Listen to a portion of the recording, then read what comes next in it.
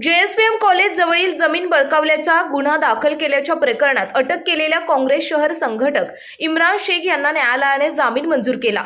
22 रोजी मध्यरात्री वानवडी तपास पथकाकडून इम्रान यांना ताब्यात घेण्यात आले होते।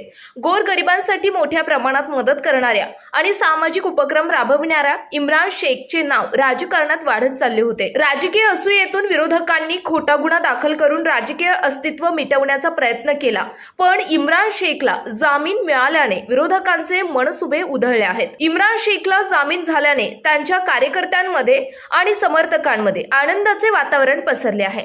याबाबत जागा मालक विना संघवी यांच्यातर्फे फिर्यादी विजय संघवी यांनी वानवडी पोलिसांकडे तक्रार नोंदवली होती। या गुन्ह्यात अटकपूर्व जामीनसाठी इम्रान शेखने प्रयत्न केला होता, पण न्यायालयाने अटकपूर्व जामीन टाळल्याने वानवडी पोलीस तपास पथकाने त्यास ताब्यात घेतले आणि कॅन्टोन्मेंट न्यायालयामध्ये हजर केले। न्यायालयाने त्यास जामीन मंजूर केल्याने कार्यकर्त्यांनी आनंद व्यक्त केलाय। इम्रान शेखची राजकीय विकेट घेण्याचा डाव फसला।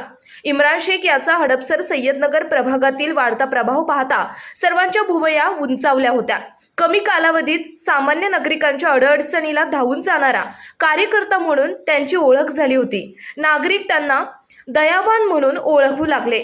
महापालिका निवडणुकीमध्ये राजकारण डोकेदुखी होऊ नये म्हणून खोट्या गुन्ह्यात अडकवण्याचा प्रयत्न झाला, असा आरोप इम्रान शेख यांनी केला आहे।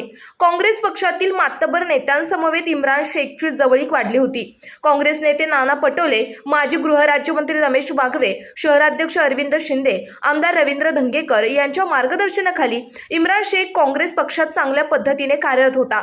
अशातच राजकीय मैदानातून इम्रान शेख यांना बाहेर काढण्यासाठी विरोधकांकडून त्यांची हिट विकेट काढण्याचा प्रयत्न करण्यात आला होता, पण त्यास जामीन मंजूर झाल्याने विरोधकांचा डाव फसल्याची चर्चा हडपसर परिसरात पसरली आहे। विरोधकांनी किती डाव करून मला राजकारण वा समाजकारणातून संपवण्याचा प्रयत्न केला तरी मी संपणार नाही, कारण गरीब कुटुंबामध्ये जन्मलो असल्याने मला गरिबांची जाणीव आहे। मी समाजातील दुर्लक्षित घटकांसाठी काम करतच राहणार, असे इम्रान शेख यांनी रोखठोक महाराष्ट्राशी बोलताना सांगितले। मी गेल्या 10 वर्षापासून समाजसेवा करत आहे। समाजसेवा करत असताना मी 4 वर्षापूर्वी काँग्रेस पक्षात प्रवेश केल्यानंतर इथं मी जे गोरगरीब आहेत त्यांच्यासाठी रामटेकडी असो, सय्यदनगर असो, वैदवाडी असो, म्हाडा असो, वसई वस्ती असो, त्या ठिकाणी काम करत आहे। काम करत असताना मला भरपूर अडचणी आणण्याचा प्रयत्न केला, काही राजकीय लोकांनी दबाव आणण्याचा प्रयत्न केला, परंतु मी काही घाबरलो नाही। मी माझ्या पद्धतीने काम करत राहिलो। आता माझा काही संबंध नसताना माझ्यावर खोटा गुन्हा दाखल, राजकीय दबावाखाली येऊन खोटा गुन्हा दाखल केला आहे, तर त्यातनं मला जामीन मिळाला आहे।